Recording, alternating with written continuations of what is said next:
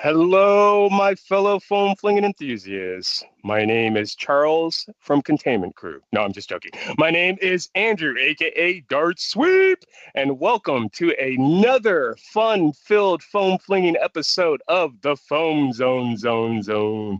Appreciate everyone joining us this evening. If this is your first time, the Foam Zone is a bi-weekly live streaming show on the World Foam Alliance channel where we interview people throughout the foam flinging hobby community, whether it be club admins, players, designers, HVZ club admins, vendors, anyone that has anything to do or any passion related to our foam flinging hobby.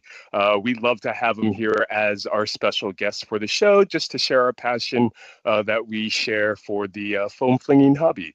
So if that's you and you're interested in being a guest, please reach out to us, send us a DM, and we would love to have you on. So, welcome. We have a really fun show tonight. I'm sure some of you can guess maybe who our guest is. We'll get into that momentarily. But before we do that, we're just going to go over some quick housekeeping notes regarding some events. But before we do that, just a quick question for the audience. We know that Toy Fair just happened, and it looks like Dart Zone had some pretty exciting announcements and releases. So if any of those tickled your fancy and you're excited about that, drop a comment down in the live chat section. Love to hear your thoughts on what you thought from what you saw at Toy Fair. Also, Nerf was there, obviously, showing off their new I don't even know what you call it. I guess a Modulus 2.0, Elite Point 2.0 system or something. But skins definitely look a lot of fun. Of course, performance is always to be determined. But and again, everything is all relative. But again, drop down your comments down in the live chat and give us your thoughts on what you thought or saw and your thoughts of what was going on at Toy Fair. We'd love to hear what you guys thought about what you saw there. So for community notes, it looks like we have a very filled year of events. A couple events have already happened. March 8th, last weekend, was is it? Yeah, it did happen. Sunny New Pulse's Invitational happened. If you attended that, would love to hear how that went. If there's any photos or video footage. March 15th and 14th and 15th is this weekend. It's the Grove City College Invitational. I'm pretty sure most of these have Discords or online places you can go for more information. But yes, this weekend, March 14th and 15th is Grove City College's Invitational. March 14th is Colorado University Boulder's Lock-In. March 21st and 22nd, Geneva College's Invitational. March 28th and 29th, Bobcat Blasters Invitational at Ohio University. April 4th through 5th is PTC Invitational at Grove City College. I also want to say that same weekend is Bane's event up in Massachusetts. I forgot the name of it. If someone's in the chat, please correct me if I'm wrong, though. Or if you have more information, just drop that down in the chat. PC Invitational, April 4th, 5th at Grove City College. April 5th is RPI Invitational. I'm assuming that's up in the Rochester area. April 11th, 12th, Rochester's RIT's Invitational.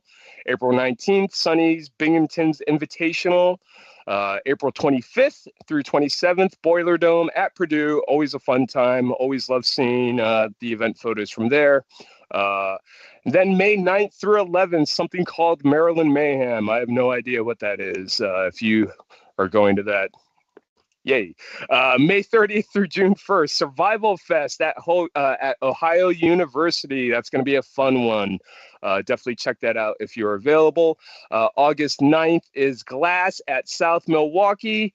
And I know that End War just announced recently as well, and that's going to be the weekend of July 18th. So no longer on July 4th weekend, July 18th, a little bit later on in the month for those that weren't able to make it out to End War because of the holiday. Hey, now you have a chance, hopefully. So UNCC Charlotte, I believe, is the venue. always a fun time. Highly recommend it. I believe I'm going to be going if I'm available. So I think that's it. If there are any other events that I missed or failed to mention, please just go ahead and drop them down in the live chat so people know.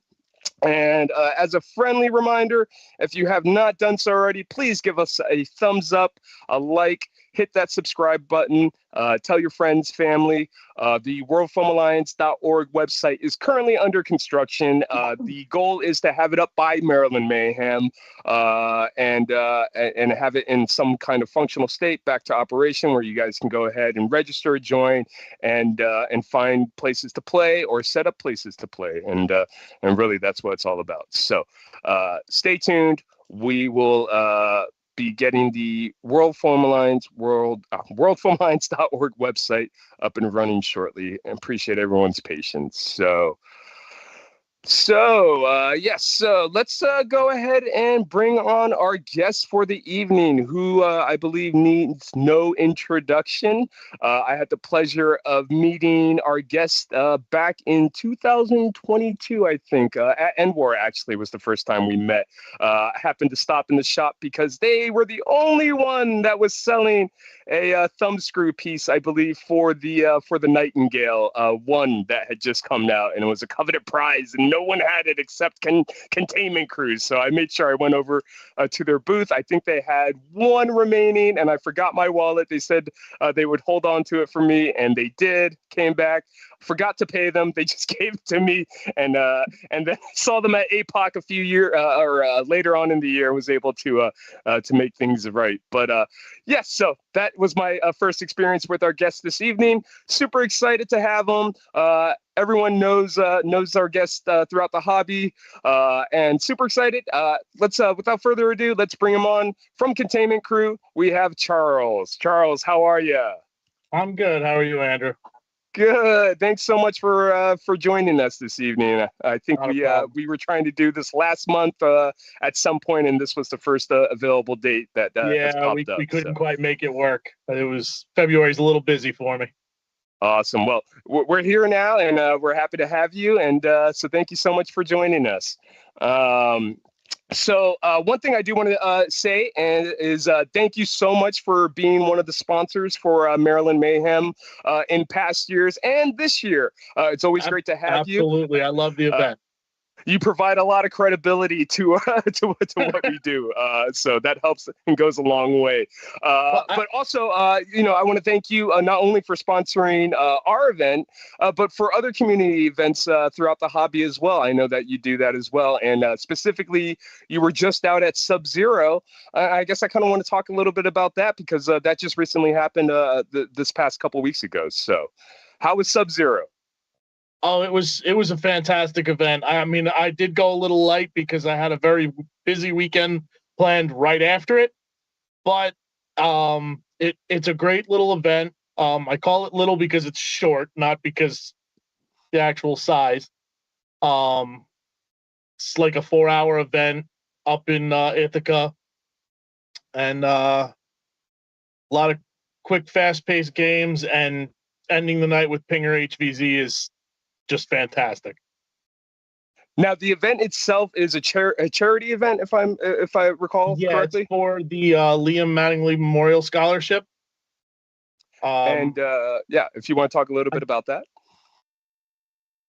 I'm not sure what give me a second. I want to see if they've actually announced what was raised this year. I know they were aiming for 1,500. I think they were aiming for 1,500. I don't think for those that don't know, the cause is in honor and memory of one of our community members that was unfortunately passed away relatively recently. So it's a great cause, and they sell a certain amount of tickets, and they get a venue, and they host a series of games indoors. And I guess the tradition is becoming trying to figure out the scheduling when it's not going to snow on everyone. It's just going to snow. It's always going to snow. It wasn't snowing when we got there. It wasn't supposed to snow. And then we came out at the end of the event to 3 inches of snow on our cars. And that was after us last year when it had snowed the night previously, or during the event as well. Throughout. It started snowing that morning, and it snowed until the following morning. Last year. It was full on blizzard during the event. None of us should have gone, and yet it was still a fairly full event. That's amazing. Yeah, my friend Donut Cat who attended said they went outside to wipe down their. It was probably like a few inches of snow that had accumulated by that point. I think they went inside for maybe 20 minutes, a half hour, came back outside, and again it was covered. And I think that was pretty much the story of the night for everyone. But I'm super excited to see the photos. It always looks like a fun time. It's a great cause. Turnout is great. How many people were there? I think every ticket was sold. I think there was a full 50 people. Like I said, it's they hosted it at YMCA that I think donate the time, so everything goes back to the charity. It's really a nice little event. Raises a decent bit of awareness and some money for the scholarship, and like I said, it's just a great time. Absolutely. And I'm kind of curious, what games were they running? Because I think they run multiple kind of game modes throughout the evening. Oh shoot. Okay, so forgive me because I'm not all that familiar with game names. As I've told you before, I'm mostly an HVZ player. So the other game types, I forget the names. I know I think it was Flag Rush. They played a variant of Titan Ball because they didn't have a Titan. And like I said, they ended the night with Pinger HVZ, which is just a fun, very fast-paced game of HVZ, and I absolutely love it. Yeah, at some point I'm gonna have to get out there. Anecdotally, Donut was supposed to go out with Boomstick Mods up to the event, and well, fortunately or unfortunately, it depends how you look at it.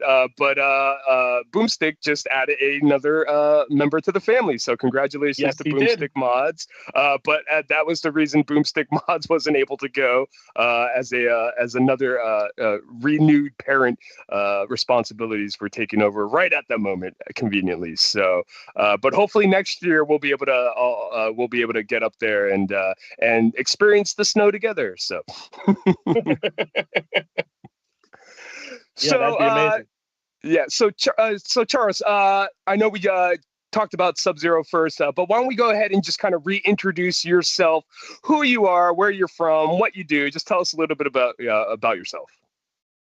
Charles, I live in New York. I've been an HVZ player for a decade and a half now. And me and a couple of my friends started a little hobby shop that has been around forever at this point. Nice. So what is your first memory, or what is it? What got you into the hobby? What do you first remember? How did this all start? My first HVZ memory is my friend Tom, who I met in a community college business math class, telling me about this game that he played at a college that he had previously attended, and that they were trying to have an invitational for it, and we should go. So we went. Now, this was back in the days of regular Alpha Troopers and Mavericks, and he decided that he was going to mod my Alpha Trooper for me. He modded my Alpha Trooper the night before, or maybe it was the week before. I got up there, shoved the mag in it. This was a game at Binghamton University, by the way. And I primed the blaster, and the mag falls out. Nice. That is my first memory from HVZ because he forgot to put the mag retention spring back in the blaster. Other than that, I had a fantastic time at the event, running a Maverick and a 3-foot chunk of PVC as a blowpipe, and I've been in love with the blowpipe as an HVZ blaster ever since. Now, had you touched a blaster before that as a kid, or done any plinking, or was this kind of your first I think I had an Ultimator, and obviously probably an original bow and arrow. But not much as a kid. They weren't really one of those things that my parents let happen in the house. Right. And a couple of years before I met Tom, I did find out about the whole modding thing, and I attempted to mod a barrel break and failed miserably. Shoved some copper tube in it, and because that was what was in my garage. I didn't want to go pay for anything, and there were no hobby shops at the time. But yeah, we that was about it. As far as getting me into the hobby. And what was it about it, when you went to that first HVZ and then you failed? What was it that made you decide that you wanted to continue to do this? It was just exciting. Like, we were running around all day. We ended up playing some. It was my first game was kind of an HVZ. Before HVZ was really a thing. They were actually two factions of humans, though the main faction of humans didn't know it. Because it was basically everybody from outside were technically the cause of the outbreak. That was the story of the day. But right. They didn't find that out until the final mission. That's when awesome. All the zombies, when all the humans had to take us and the zombies out. And it was just running around, making new friends. The stories that I've heard previous to that and since, it was just very exciting to me. And do you think that's because of you said because of the people you're doing it, but what is it about actual having a blaster in your hand and being able to essentially play with a kid's toy and run around and have fun with it with your friends? What is it about that do you think is so appealing that it's kind of led you to this kind of position where you are right now, where you have a very predominant shop within the hobby community space? For me, it was a weird logical progression thing. After that first game, me and Tom and John and a couple of our friends formed a group called Containment Group. That was our original squad in the game.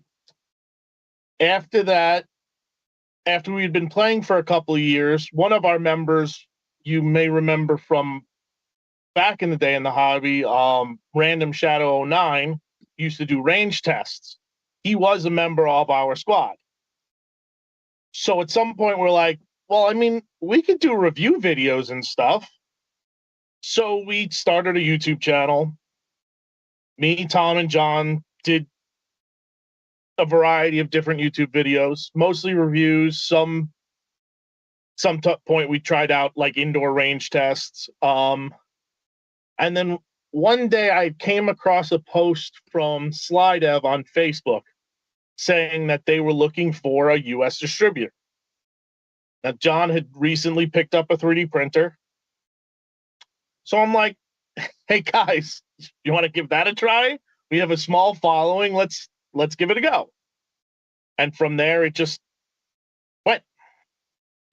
That's pretty cool. I actually had no idea that Containment Crew originated from your original HVZ squad. Yep. That's pretty cool. Containment Crew and the ZAO were founded at effectively the same time for effectively the same reason. And Containment Crew just ended up backing out as ZAO was the bigger organization for that. Right. for basically what the World Foam Alliance is doing now for the whole um, Nerf community. ZAO did for the Northeast HVZ community. That Basically, makes sense. sharing information about upcoming events really solidified the the core couple of clubs, specifically in New York, but um, like the Penn State Urban Gaming Club was also in there.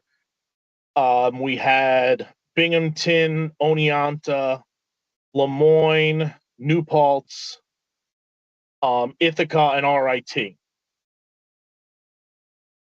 So to this day, I still haven't been to an actual Ithaca game.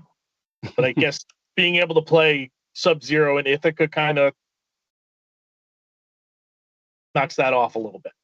Right, right. So, I mean, once you got into the hobby and you were doing HVZ, where were you playing? And then kind of, how did that evolve into, you know, where you are playing today? I know you come out to APOC and BPOC, but, did you get any other opportunities to get a chance to play? I try to go out as often as I can, and at this point, I try to get to at least one, let's call it local HVZ. Anything in New York or that area. Unfortunately, I didn't know about New Paltz's game until when I looked up all the events earlier today, because New Paltz is literally 25 minutes away from me. So I'm a little upset I missed that game last weekend, but I do try to make it to like a Binghamton or an RIT or a New Paltz game every semester.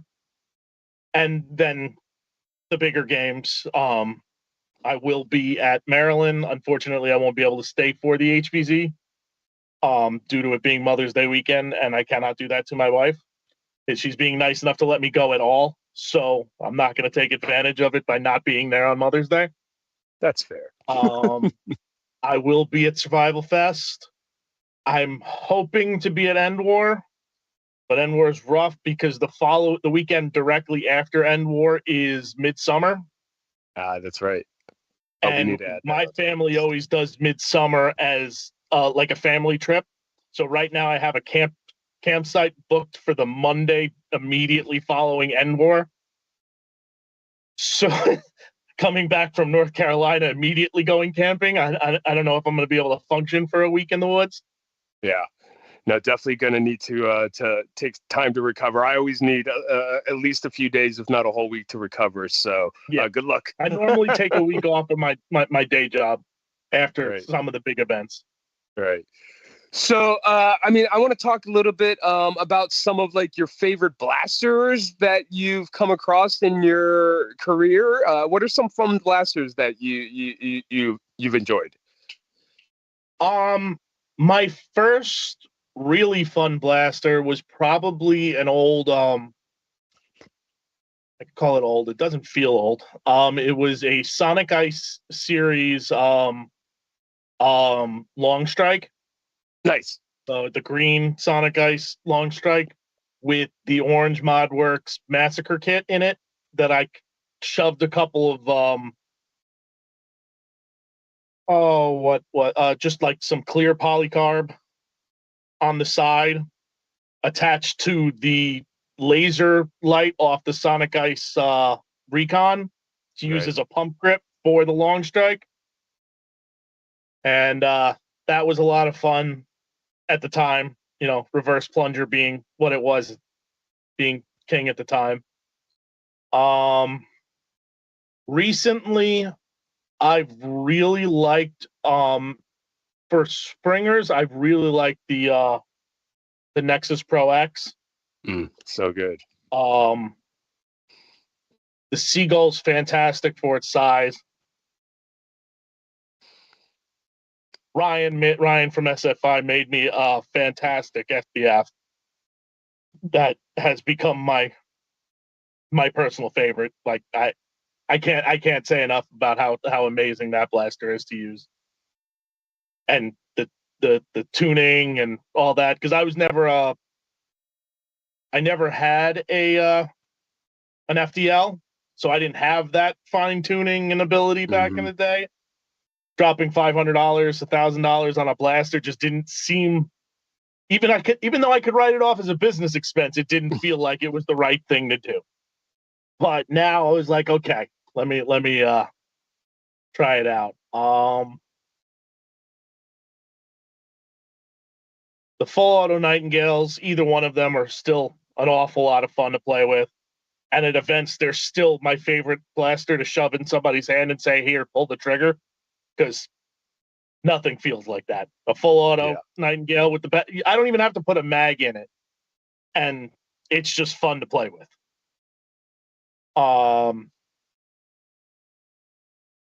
But my go-to will always be a 3-foot chunk of PVC as a blowpipe.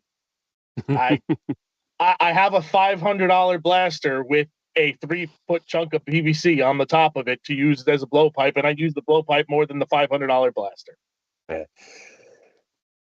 Ain't mad at you. I want to give a quick shout out to everyone that's joined us in the stream this evening. We got Wizard Bills, General Strife, of course, Adam Bezio, Captain Shotgun. We got Pac-Man, Thirsty for Foam. Let's see, Durf Nerd, Random Shadow. Yeah. Speaking of Random Shadow, there he is. Yeah, there we go. We were just talking about you. So welcome to the stream. If anyone would like to, are we doing call-ins? I can't remember if we said we were or not.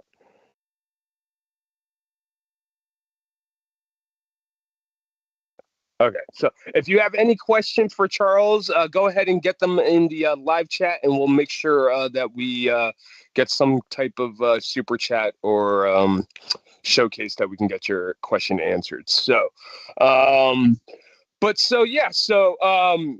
so what is it about HVZ do you think attracts you? Why do you prefer HVZ as your game of choice, would you say? Well, as opposed to competitive, because with I would have to be on team XXL if I was to play competitive. So, and I'm pretty sure they're full at this point. No, but I've taken joining or forming helping to form Ghost Low Taco years ago. But the whole non-running, not sit as often as you can, tactical shade. That's my approach to HVZ at this point. Obviously, that wasn't always my approach. I used to run around, now I kind of roll around and have a tactical stool, but I still have fun playing. Like there's room in the game for whatever your play style is. Because I appreciate those guys that are going to go running and to do the mission for me. I just am not that guy. I'm the guy that's like, okay, I'm going to carry enough ammo that I don't have to run. Also, somebody else tell me where to point my blaster because I have no idea what the objective is. I'm just trying to shoot zombies. That's my goal. And not rely on my teammates for watching my back, because that always ends up in disaster. Oh my God! You keep every time, and it was yeah. So, out of curiosity, what are you looking for when you're running a HVZ loadout? Personally,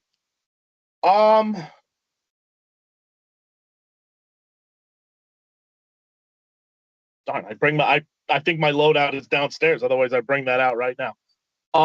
I typically run a flywheeler of some sort, like I said, with a blowpipe attached to it.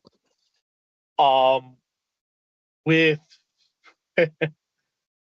a selection of either a whole bunch of mags on me or some sort of a jungle mag setup that I can top off one mag as I'm firing off of another. And then just dump pouches filled with ammo. And of course, a hydration pouch and a tactical stool. Right. Yeah, you got to make sure you're hydrated and that you're able to rest accordingly where you need to. Yeah. Especially if you are planning to attend UNCC Envor down in Charlotte, where heat Oh my index God. can become I think 110 I might add a degrees. tactical umbrella to that loadout. And a one of those misters if we can get fan misters if we can get a portable one and just have it follow us wherever we go. That would be amazing. So, but definitely go check out Envor if you guys get a chance to this year. It's going to be fun. So, let's see. I think Jangular entered the chat at some point. So, welcome, Jangular. Good to see you as always. Like I said, if you guys have not done so already, please give us a thumbs up, hit that subscribe button. And if you have any questions for Charles, please throw them down in the live chat section. We'd love to hear from you.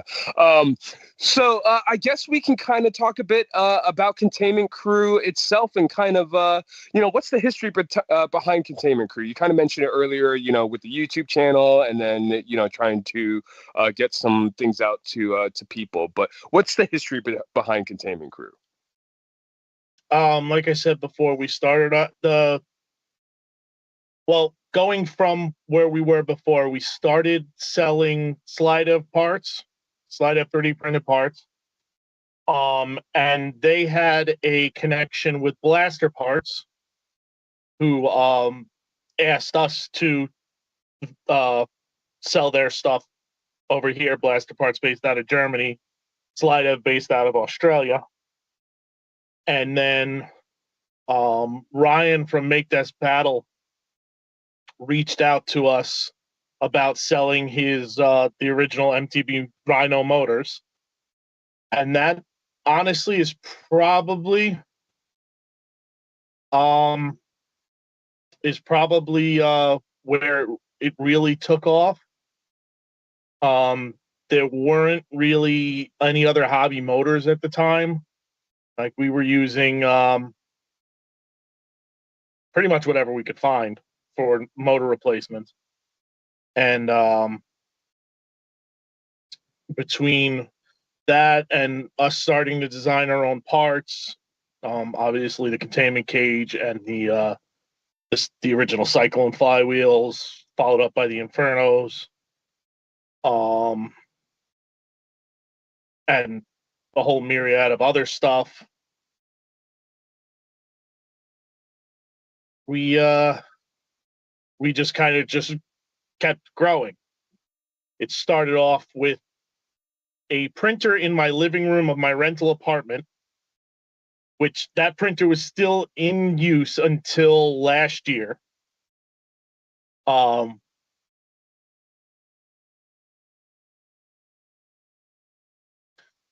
Sorry, I'm reading some of the comments. Oh, no worries. What printer was it? Well I'm aware kind of of what curious. aggressive front guard is. Um,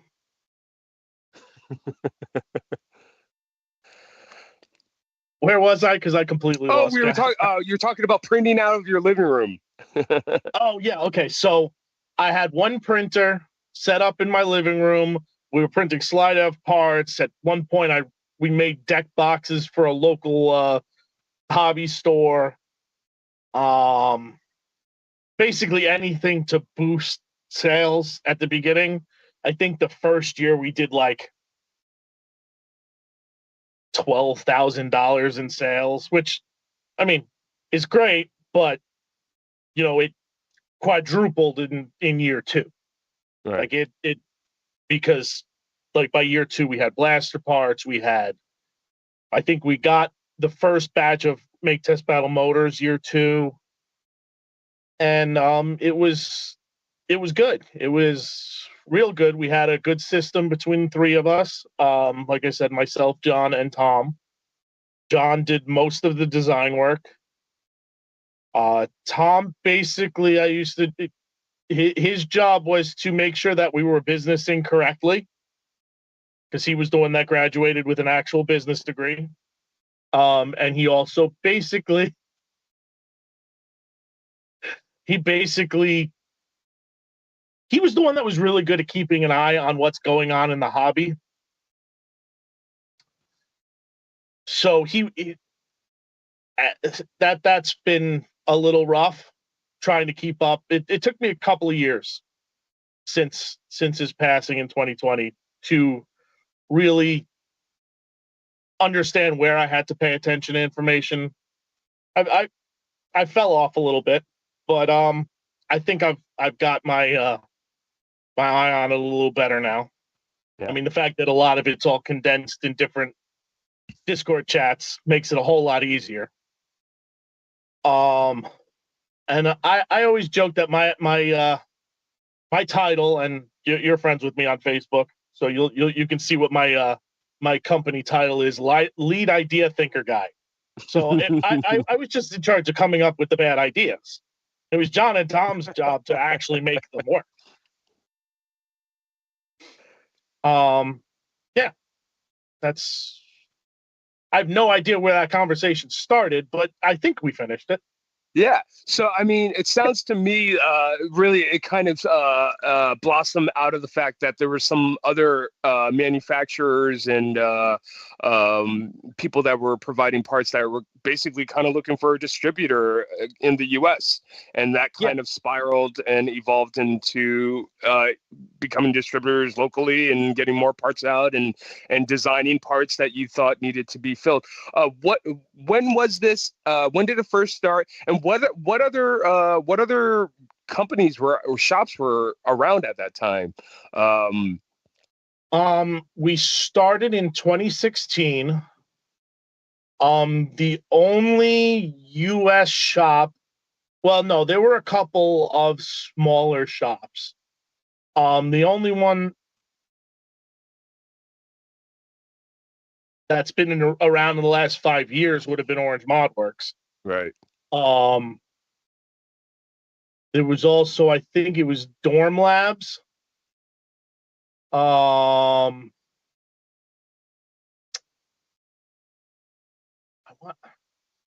Obviously Blaster Parts and Slida, but they were out of the country. There was a tactical gear company but they were based out of the UK, and I can't remember the title of the company. Did it have Nerf in the name? I think I know which one you're talking about. I honestly don't remember. It's been a long time since I've looked into it. Well, a lot of the original ones have just kind of faded into obscurity, and kind of like, we were saying, Arch Modworks is kind of the last of the OGs, and even what was it? AK Blaster Mods was around for a while. Oh gosh, again, it kind of slipped my mind. But there's a good portion of heyday where Out of Darts was coming out, and Foam Blast was rocking, and so and that's kind of where I always kind of picture you in that group of heyday. Me and Luke once sat down and figured it out. He basically started as a YouTube channel. I think it was within days of us starting as a business. Like the actual Containment Crew website officially going up was in a month or two of Luke Out of Darts starting his YouTube channel. Right.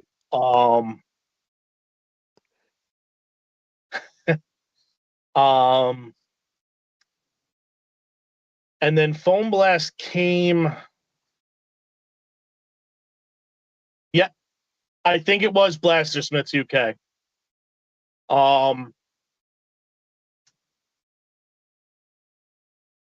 That sounds right. Foam Blast was popular. Even Drag Foam Shop Blast, was I pretty think, popular. was 2017, 2018-ish. I remember meeting them for the first time. They came up to us at an end war and started hawking their stuff. And I say that like it was a bad thing. I still love those girls. They're fantastic. Definitely miss Foam Blast. And do they still make it out to Rag though in person? I believe so. I haven't been to Rag since 2019. Okay. It's other side of the country, hard to justify because I definitely cannot vend at in California. I tried that in 2019, vending with what I could bring in a suitcase, and it just was not worth it. Right. And we'll kind of go into the logistics of vending and traveling and what that entails in a little bit. But so, I mean, one thing I know definitely recognize Containment Crew is for things that you guys have designed, such as the cages and infernos and the motor and bits and parts like that.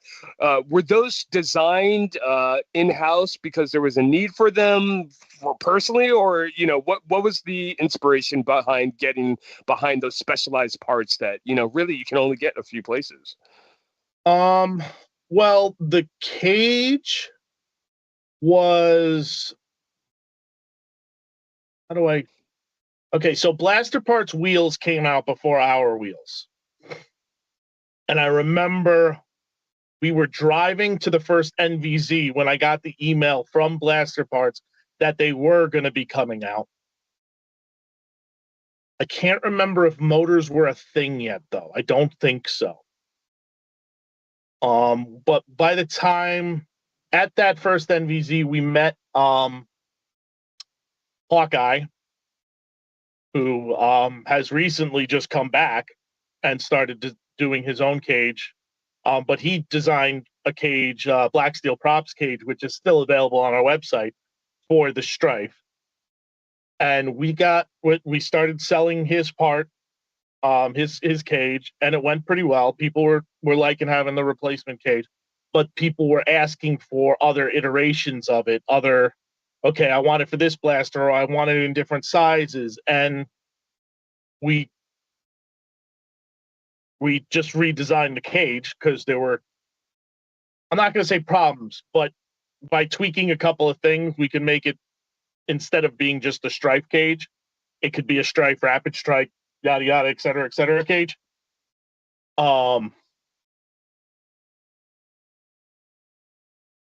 As a matter of fact, I think he called it the proto cage because it was only ever meant to really be a prototype.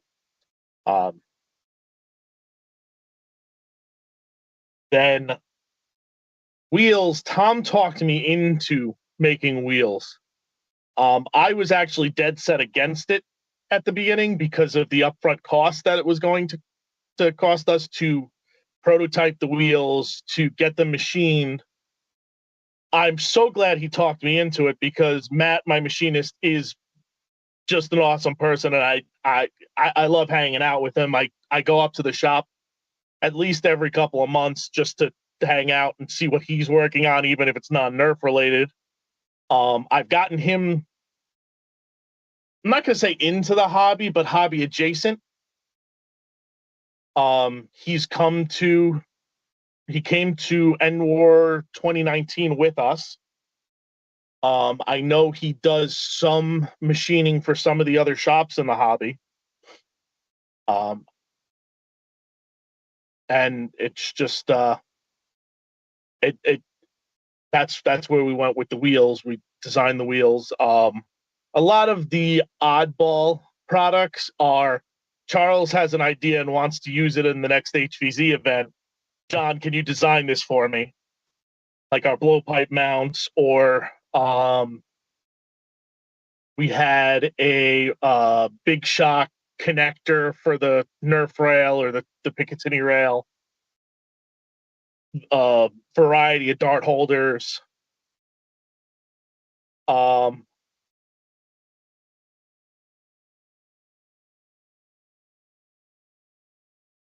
And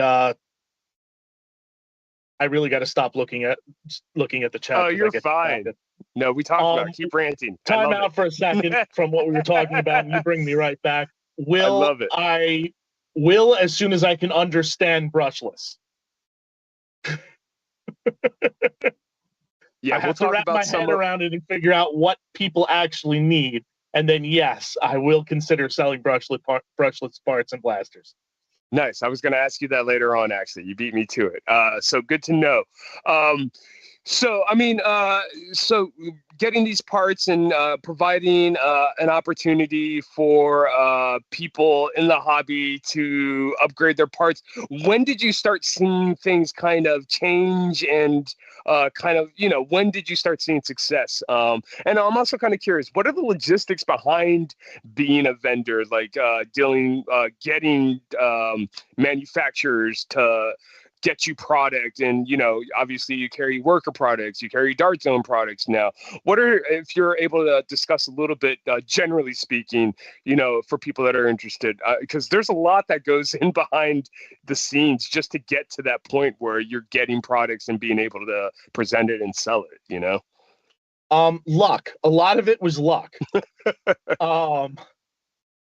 Foam Blast put us into contact with the people to get worker product. I had been after it I wanted the worker 22s for years. Like, I think I went by 2 or 3 years where I'm like, I want to carry this product. That was the only worker product I cared about at the time. They weren't making any short dart stuff. They were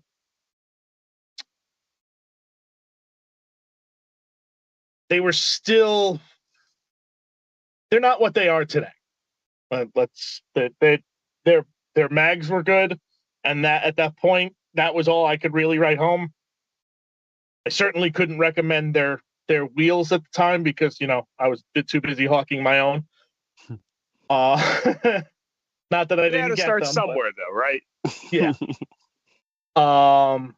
What else? Dart Zone. Derek from Dart Zone's just been amazing to work with. He like I tell him all the time. He's really good at dealing with my shenanigans. Like we've been hiding stickers at people's places for years, and he takes it in stride. I basically spent the entire 4 days or 3 days at Toy Fair this past weekend just harassing the crap out of him with new and interesting things every day if I could manage it. See, blaster parts. We formed a pretty good relationship with the original guard over at Blaster Parts. I think some of that has switched over since. It's been a while since I put in a Blaster Parts order. Not that I can't, just that I haven't. Their parts haven't.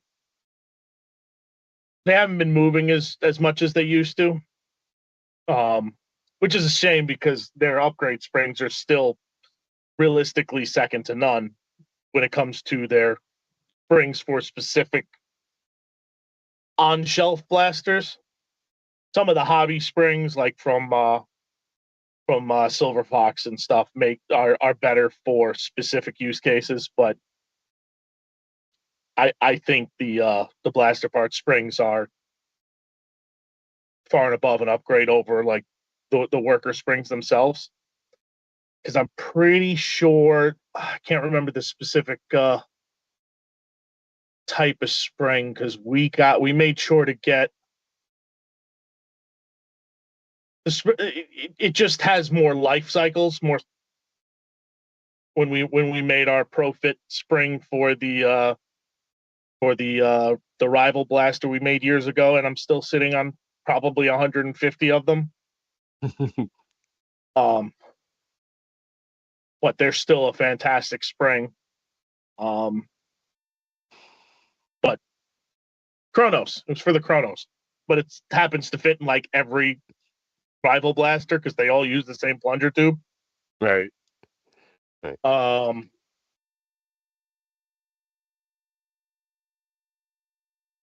So some great stuff that I actually seen, and you kind of mentioned you being the idea guy at this point. But one thing that I've been seeing that I've been meaning to pick up myself actually are the B cars that you've been adapting to drop and play in the Nightingales, and the Maxims. I think those are super fantastic. What was the design process and of getting something like that to work? Well, it's still pretty much like it was in the old days. It's, hey John, I picked up this stuff. Can you make it work? No, but in all seriousness, it was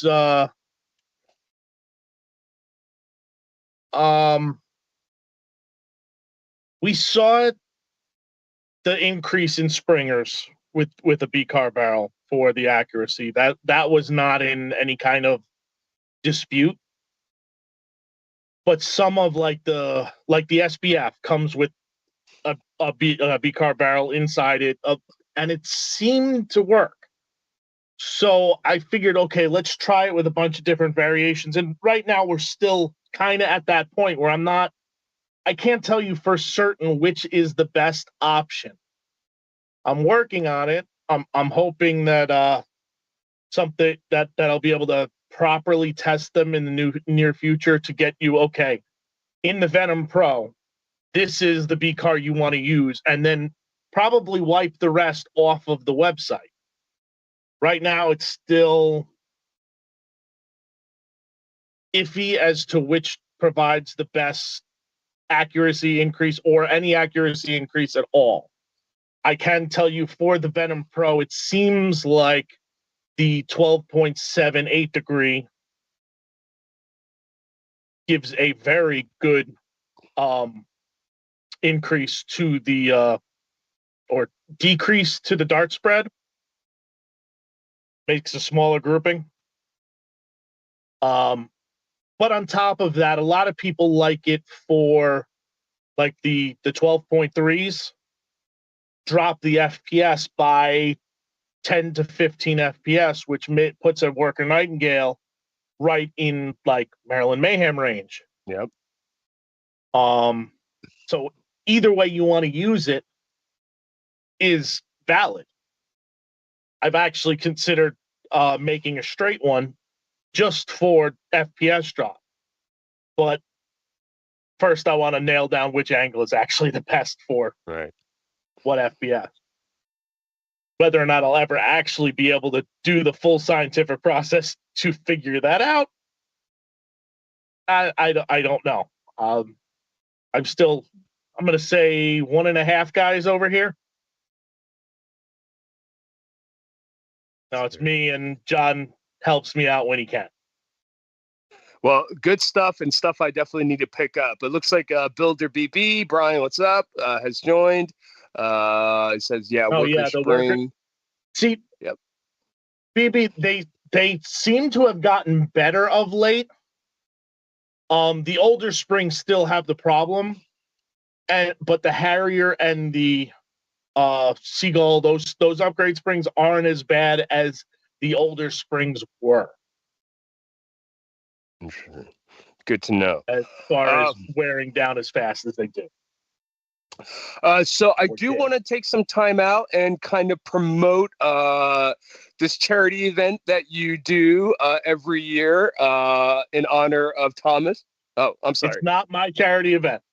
Yeah, I help. It is Go Slow Taco. It is ran by Colin and Rachel Blank. Mm-hmm. I basically just throw whatever help I can at them, but it is not mine. I just want to clarify that. So just talk a little bit about that, and maybe we can get some people involved in that. And, we're looking to collaborate with the World Foam Alliance in the future with that. But I definitely want to give some time to promote that because it's a fantastic cause, of course. Let me go back and see if I can get numbers. Obviously, the event is in memory of Thomas, who passed away in 2020. Ever since then, there have been a variety of charity events in his name. The first one being a fantastic live stream done by Bobololo, which if you ever get the chance to find the video of that, I highly recommend because it was exactly what we needed a week after we lost Tom. We all needed some Bobo humor. And I think they raised almost $3,000 in one night. So for St. Jude's, I believe that was for St. Jude's. So every year since then, we raise. Colin and Rachel have formed a collaboration with the Joy of Socks, a group that provides socks to the homeless, which is a desperately needed item during the winter months when, everybody donates coats and pants and shirts, but you're not going to donate your used socks. And the sock thing was just kind of like a throwback to the HBZ thing of we throw socks at each other. So the first year, it was kind of just thrown together like, oh, let's see what we can do. And we got a couple of people to donate some prizes, and I promoted it a little bit. This past year, we raised $7,246.46 Wow. for the Joy of Socks. It's amazing. And in total, since the inception, the first year, we have raised $19,748.32. Wow. Fantastic numbers. And I'm sure Great somewhere cause. there's somebody said has the how many socks that is, but I don't know what it is. And it's become actually a kind of event people are looking forward to. You guys live streamed the winners this year? Yeah, we live this. We've always done. Previously, it was on Discord, but we kind of outgrew streaming on the event on Discord because last year we reached max capacity at Discord or in Discord. So we're like, okay, this coming year or 2025 or I guess the 2024. 24, yeah. Because it goes from November to the beginning of January. Right. So this past one that was in January, we streamed on on the Foam News Collective, which I think was their first stream on that channel, at least. I know Vile does his own streams on Twitch, but right. So that was a lot of fun. That was a new experience for the team. I was completely uninvolved with the stream itself, other than yelling harassments at Colin and Rachel as they did it, because I like to stay completely out of the back end because I don't want to be forced to feel like I have to take myself out of the raffle. Because some years there are some raffle prizes that I really want. Every year there are prizes that I want, so I know the feeling. Oh, yay. We actually get to see something now, it looks like. All right, everyone. The moment everyone tuned in for. It's about to happen. Don't leave your seats. You can get this in frame. This is one from 2 years ago. This was the last one I actually let myself win because I'm like, I feel like I took advantage, but I deserve this. Now this has become kind of a wall piece, but I did get some use out of it at APOC a couple of years ago, and not that I can't use it. I'm just afraid that I don't want to break it. Yeah, it's very pretty. It's a collector's item. So absolutely. And like I said, that happens every year. So there's more information that will be provided if that's something you want to help contribute to or be a part of. The WFA or is if you definitely. Just want to yell at us. Or if you just want to yell. Exactly. There is a Corbett Chat Discord, which you can find through my links, which I'm sure you'll link somewhere. Right. And that's where most of the information is distributed. Like I said, that used to be where it got ran, but that's not where we run it anymore. Keep saying we. That's not where they run it. Where they run it. So let's move on to your collaboration with Ryan and Silver Fox with this Yeah, this little thing that you're wearing right there. Because I know this That kind of little popped thing. out of nowhere. There was a Yeah. lot of mystery behind the reveal and announcement. I thought it was done really cleverly. There was a lot of engagement and excitement. You did it through a crowdfunding campaign. Let's hear the story about this because I don't think a lot of people actually know, like they know the product at this point, and orders are coming in, and it seems like everyone's happy. But what is the story behind this? So a couple of years ago at End War, and I'm not going to pretend that it's the first time that anybody got the idea for bright colored tactical gear. But a couple of years ago at End War at UNCC, they were like, okay, no tactical gear, none, period.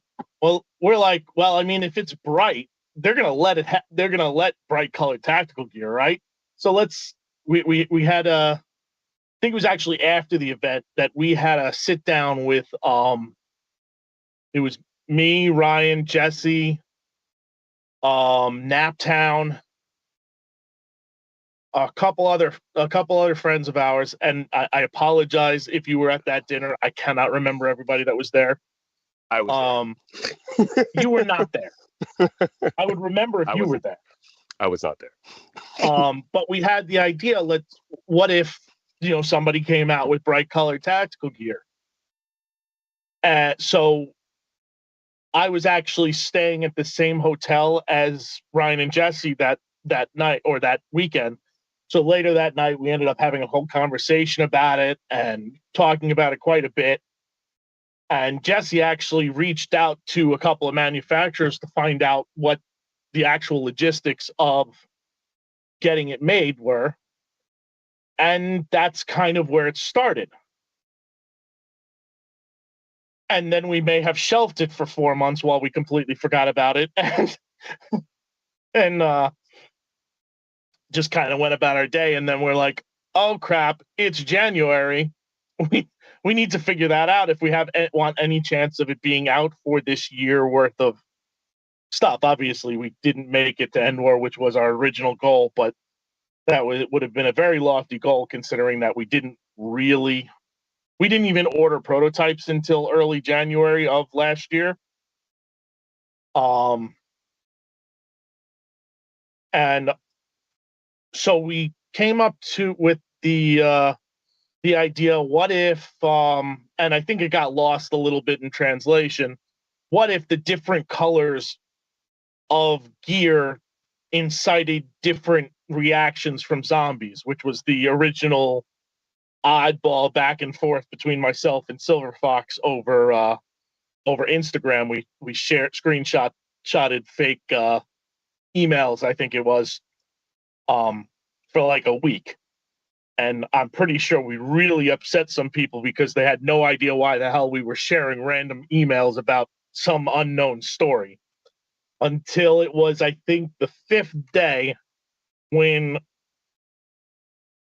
we tagged Scared in the post,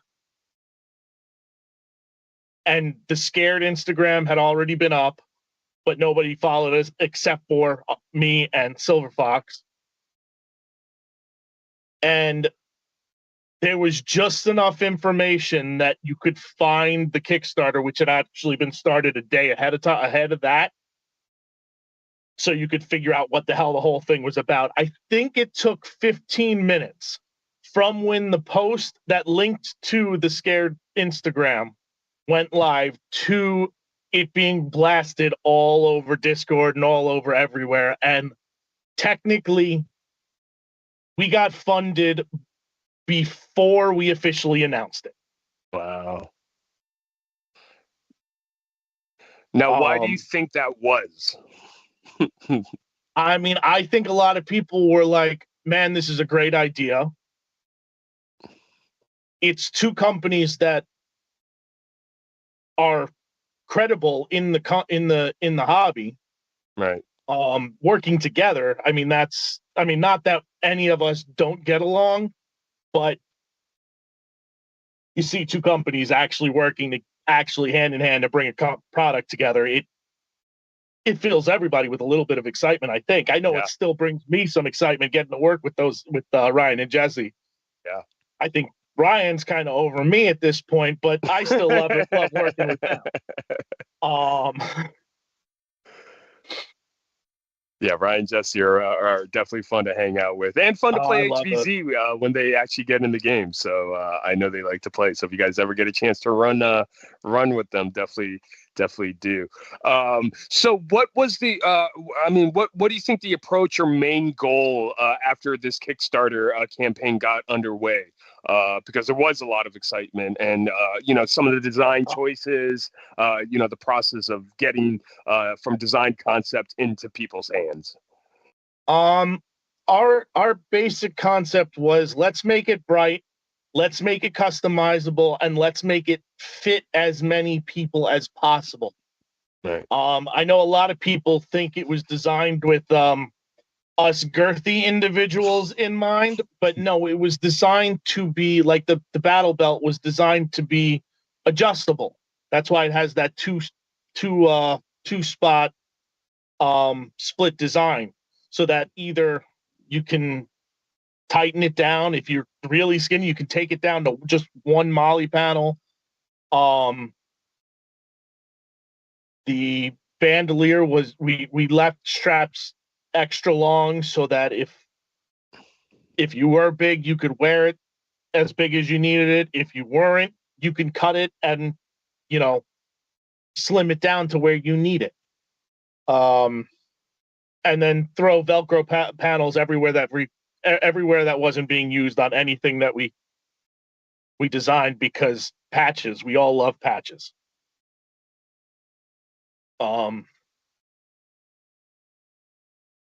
That was the basic design idea. I think we probably would have done a mite better if either of us had much, or any of us had any real background in actual tactical gear, because admittedly we didn't know what the hell we were doing. I think, that being said, I think it did turn out well, and we chose a very good manufacturer that helped us make sure that while not all of our ideas were perfect, the final product was solid. Mm-hmm. I haven't heard of anybody with any major rips or anything with their gear. I mean, I could be wrong, and I hope that if something did happen, they'd reach out, even if we're not going to replace it. At least then we know we can fix this for the next one. We're not going to, if there's a problem, we want to fix it. Sure. That's my goal as a business person. I might not be able to fix your personal problem, but if you tell me about it, I can make sure that it doesn't happen again. Right.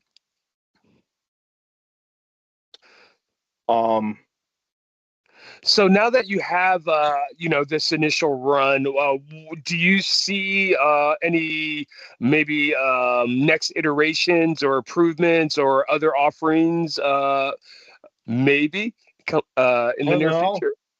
There might be something coming in the near Nice. future. Very cool. So there may or may not be. That's what it sounds like. There may be something coming soon. Very cool.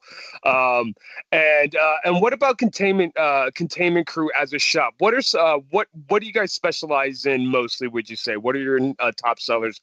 What should people really come to containment crew for? I mean, for a lot of this stuff, I'm an alternate option if for out of darts. I do sell a lot of the worker products. I'm looking to expand and get more of my the B cars are obviously a big seller right now. Mm-hmm. The hobby seems to have latched onto them. Like I said, I'd love to get some solid data.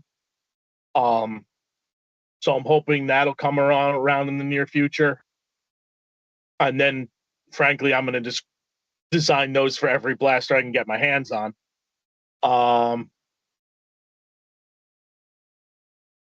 And then,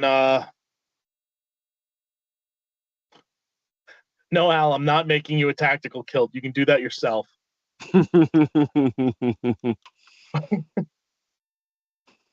Um, That's the secret, though. They're the tactical kilt. obviously, I need the tactical kilt. Yep. I mean, Yep. they No, already make a tactical kilt. They just don't make it in neon green. not yet. um, so, I mean, what are some things that you're hoping that Containment Crew can, as a shop, what are you hoping that you can, uh, what are some products that you're hoping to carry in the future, or more of, or, what are you looking to expand on? Would you say, if you had to choose something? Um, Not a huge secret, but I don't think I've said it out loud anywhere. I am working on a tweaked design that Tom had pretty much finished back in 2019, and we shelved because with full length darts being the prime dart, full enclosure wheels really weren't valid at that point. So I think within the next 6 months or so, I should have a new flywheel offering. Ooh, Um, like I said, it is basically just a tweaked version of a design that Tom had designed back in like 2018, 2019, something like that. very cool. It was a solid wheel, but on full lengths, it just ripped off every dart head.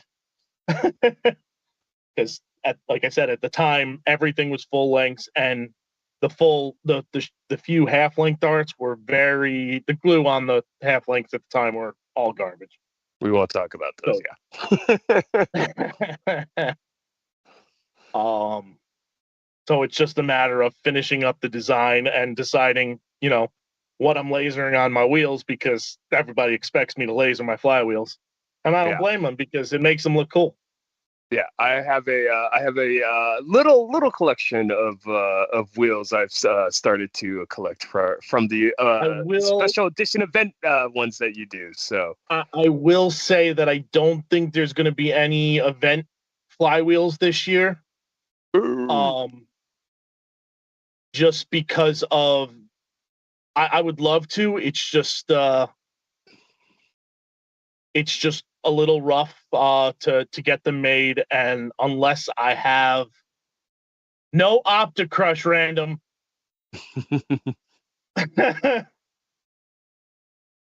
unless I have a big order to put in with, it's not justifiable. A lot of like right. last year, I had a large order of flywheels that I had to get made in like April. So I just set some. I had my machinist set some aside and not laser anything on them and just use those up. All right. But unless that comes up, I don't think there's going to be any uh event flywheels this year. Unless a lot of people reach out and be like, if you don't make Maryland wheels, I'm gonna be upset with you. So feel free to email me and harass me about event flywheels. That comes to pass, obviously, I guess I'll be forced to make event flywheels. There you go. So go ahead and start harassing Charles down in the chat. Start it now. Um, as someone that has a online shop, you go to community hobby events when you can, but you've also started venturing out a little bit, and trying. You just recently went to a small toy convention. Uh, what's some of the differences and logistics between running an online shop, going to an event, and then venturing into uncharted territory, essentially? What are some of the differences, challenges, and then would you recommend that for anyone that is, maybe interested in kind of doing something similar? I wouldn't recommend it for anybody. That's it, fair. it's too much juggling, but I'm already there. So um, the online shop the shop itself is easy. It's just I come in. Honestly, I can do most days. I can get everything I have to do done in an hour or two. Nice. It's that's the what I have to get done. It's Yes, I will be at Survival Fest. No, I don't think there's going to be a hex patch for the N1 darts. And Andy, I currently really like this month's charm with the scared purple and the generic neon.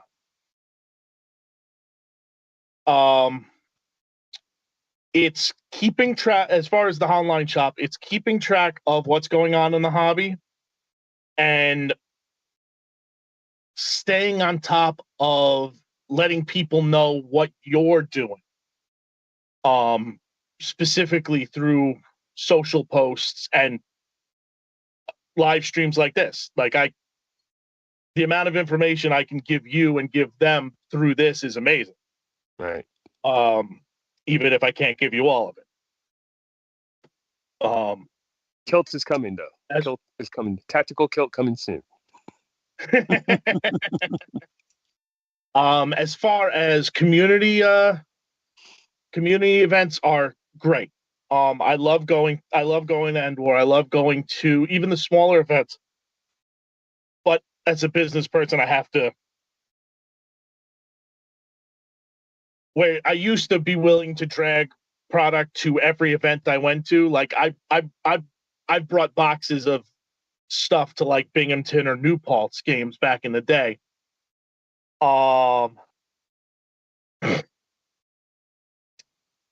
I just don't think that kind of I have to justify the event.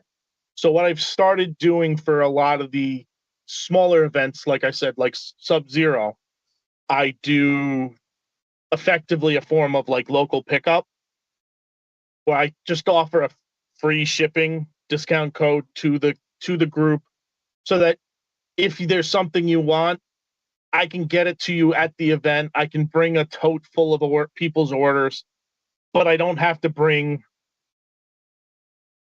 what I normally bring to an event, which is my SUV loaded to the absolute hilt with every single product I can possibly put in it. Yeah, it's an impressive. It's always an impressive booth when you set up. Yeah, I try, and I may have had a tow hitch installed on my SUV for this year. But hey, presentation goes a long way. So I was telling my dad when I set up for that the toy show last year, I only know how to do it one way. It's right. I put on a show or I don't do it at all. Yeah. No, you have to. And but speaking of that toy show, it was the difference between that and like an actual Nerf event is really night and day from what I've seen so far. I'm not going to unfairly judge the event right now because the one I went to was in the middle of an ice storm.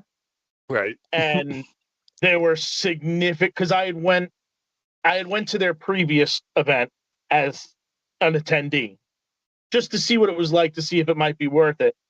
And then the event that I actually set up for, ice storm, I think they said there was like 200, maybe 300 people at that event during the ice storm.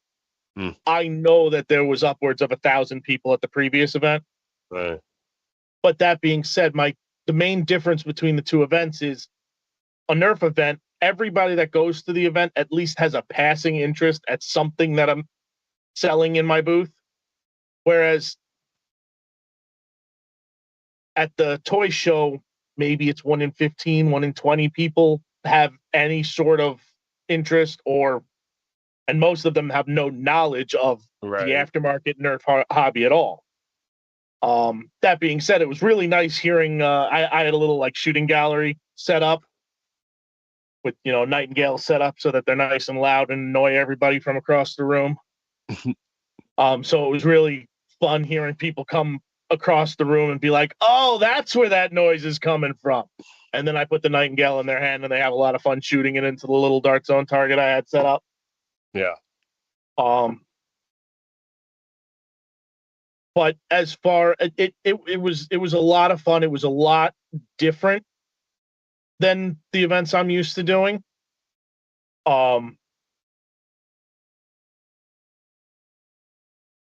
and that's about where I'm at for that. Yeah. I will be doing.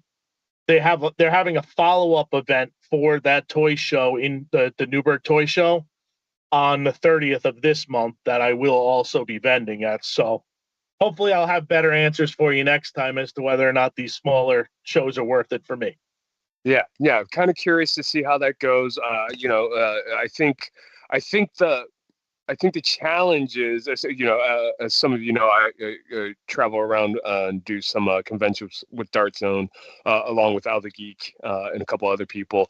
But it really becomes, you are trying to sell products and things, but a lot of it is outreach and introducing and educating people about the product's existence to begin Yeah. with, and the fact that this isn't something that you would normally find off of the store. So hey, it is, but we go a little bit harder sometimes, and so you're always working with that dynamic of trying to reintroduce or introduce people into something that they know but that they don't know they know, essentially. So it's always kind of a challenge, I think. But I'm definitely curious to see how that goes for you, because I think, again, it really comes to outreach and just reaching as many people and showing them, this is really cool stuff, and this is what us as adults are playing with when we get a chance to in our free time. So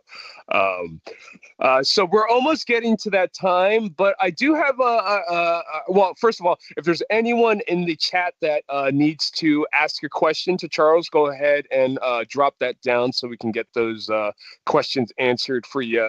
And again, if you haven't done so already, please give us a thumbs up, hit that like, subscribe, and join for more content. I am curious, since you've been in the hobby and a vendor shop for so long, what have you seen change throughout your time since you started versus where we are here now in 2000? What year is it? 25? Oh my gosh, yeah. About 10 Um, years later. Honestly, there's almost nothing that's the same. Um, I mean, you'll still find the people using the old blasters, and some, finding old blasters in like Goodwills and stuff like that. But the hobby is completely different. Going from college campuses with Mavericks and the NIC using Y adapter Can we pump roll the snaps slideshow, please? to who I don't know what's going to be next. There'll be there's also, I mean, that blaster. um, I'm seeing a lot of people talking about we brought up the brushless motor setups, and what was it? Some HPA and Hmm. some what are they called? The AEVs. AEGs. I honestly, I think that's going to be a lot more prevalent over the next couple of years, which honestly is a little disappointing to me, because I will always appreciate a rubber banded night finder over the next big electric blaster that does everything for you. Right. Um, I miss the days of the night before the HVZ event in your hotel room or the dorm room of that's letting you sleep on their floor, getting it modding at 3 o'clock in the morning, knowing that you have to be up at 7 a.m. And by modding, I mean taking your Dremel and hoping that you don't mess something up so bad that your blaster doesn't function. I mean, my thing in the last picture that was, or one of the last pictures that was shown, it was me with some ridiculous cannons on the side of me that would my aesthetic was jank. Like I love like just ridiculousness, and some of the members of this community still keep that alive. I mean, right now, I know Merge Masters is going on right now, and I'm very very excited to see what all comes out of that. Obviously, I have a favorite, and I'm not even going to pretend to not have a favorite because he was an original founding member of Ghost Lotaco. So I will always root for Blaster Show in any Merge Master competition. But that being said, I'm not gonna. I love what everybody does. I just I have a favorite. Right. Sure. Absolutely. His aesthetic is not jank, unfortunately, but I'll forgive him. Andy, maybe.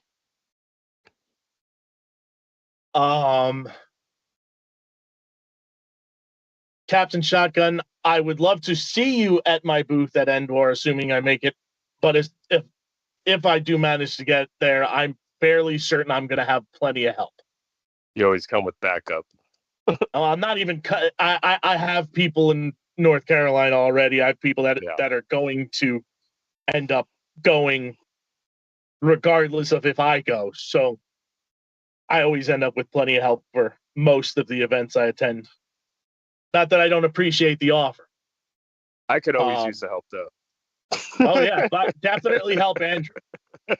Help me waddle if around. Nothing else, stop by my booth, grab a little reacher grabber, and help him dart sweep. That's right. So where? I mean, what can people expect from Containment Crew and us Scared in the near future? Obviously, you can't say too much, but I'm sure there's some exciting things that people have to look forward to. As far as me, I'm working on a lot of a bunch of different Nerf related things, mostly 3D printed for Containment Crew. I mean, hell, I can show you this. Oh, obviously, sweet. Plenty of people have done solo things. Mm-hmm. My recent trip to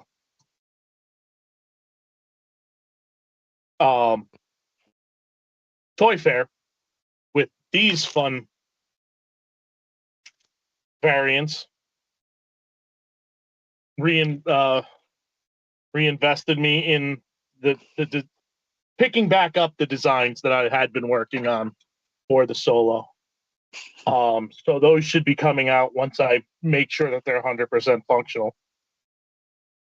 Not that that's super exciting. I'm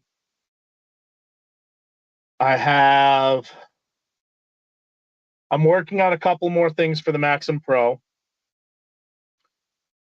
I have a Cricut Pro that I just got from Derek last week that I have to take out of the box. I'm not sure if anything's going to work for that because it is a odd design, but exciting blaster nonetheless. Yeah, especially for $7. Oh yeah, you can't beat the price on that, and I'm a little upset about that because I sell the solo.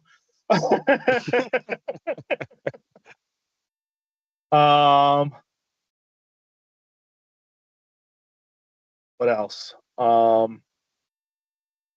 I mean, I'm sure this is non-Nerf related, but I'm sure you've seen at every trade show you've come across something that looks something like this. The little dragons or the dragon eggs with the dragons inside. Right. I don't know if you're an RPG gamer at all, Dungeons and Dragons, anything like that. But that's a dice holder. Very cool. Very cool. I have a few dice towers laying around here somewhere. Yep. Very cool. And what about us scared? People again, you kind of generally mentioned it, but definitely we'll be looking forward to seeing what Scared has coming up in the future. Definitely keep your ears open for over the next month or so. Very cool. Charles, I want to thank you so much for joining us tonight. Oh, Bill just joined. CR Nerf just joined late. Good to see you. Says hello. But and now we are saying bye. But I want to thank you so much, Charles, for joining us this evening. It was a lot of fun. I learned a lot of stuff, actually. A lot of good stuff. A lot of good content. Where can people find you? Where can people find you? My main website is containmentcrew.com, or you can find us at Containment Crew Official on Instagram or Containment Crew on Facebook. Very cool. Again, Charles, thank you so much for taking your time out. Looking forward to seeing you in May when you come down for a couple weeks, and thank the family for letting you come down just for a little bit at least. And then hopefully I'll see you again at APOC, BPOC, CPOC. You there? Maybe. I know that was bad. Boomy. I'm hoping to make it to APOC. I would definitely try to make it to APOC. I can't promise any of the other events, just because that's the week after Midsummer. That's right. Which is the week after Endor, which I'm old, man. I'm old. It's a crazy schedule. I get it, man. And yeah, I'm hoping to make it out a few, at least myself. But again, thank you so much for joining us this evening. Absolutely. Thank you guys, our viewers, for joining us.